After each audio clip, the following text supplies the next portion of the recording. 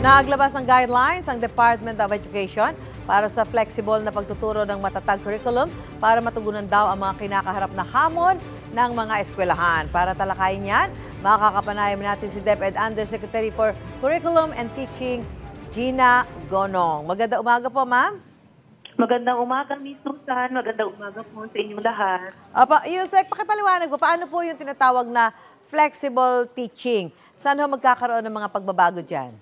Opo, Ms. Susan, sa flexible option po na binigay natin sa mga school, ang ibig sabihin po noon, nagbigay tayo ng mga option sa time allotment po sa pagtuturo ng mga subjects. Yung oras po sa pagtuturo ng mga subjects.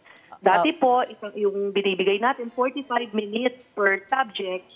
Pwede na po ngayon ang mga school na magdesisyon, halimbawa, na 60 minutes per learning area or per subject ang piliin nila. Halimbawa po, sa English, Math, Science, at saka GMRC, pwede pong isang oras na po yan, 5 times a week. Pwede naman pong yung ating edukasyong pantahanan pang kabuhayan, yung music and art, PE, Araling Panlipunan, and Filipino. Pwede na po yan na 4 times a week. Opo. Kung hindi pa rin po, Susan, kung hindi pa rin po yun kaya ng mga school, binibigyan pa rin po natin sila ng option, ng flexibility na mag-propose ng ibang kombinasyon. Opo. Kailangan lang po nilang ipakita sa kanilang division superintendent. Paano po pipiliin yung mga learning area o subject na tututukan? Ang i-consider ho ba dito yung kakayahan o kahinaan ng mga estudyante para makahabol po?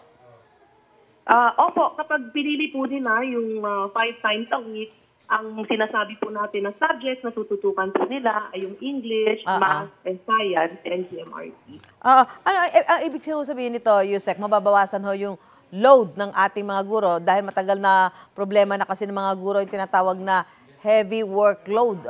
Paano ang magiging sistema nito? Opo, yung mga teachers po na kasalukuyan halimbawa ay humahawak ng 8 section sa 45-minute time allotment, pwede pong 6 na section, 5 to 6 sections na lang po ang hahawakan nila. Basta ang goal ho natin dito talaga yung mga bata ho, yung mga estudyante, hindi naman ho parang maiwanan, kundi mas makahabol sila doon sa bilis ng mga itinuturo sa mga eskwelahan. Tama po, Ms. Susan. Okay, nako. Maraming salamat po, DepEd Undersecretary for Curriculum and Teaching, Gina Gonong. Magandang umaga po sa inyo. Magandang umaga po. Salamat po marami. Salamat po.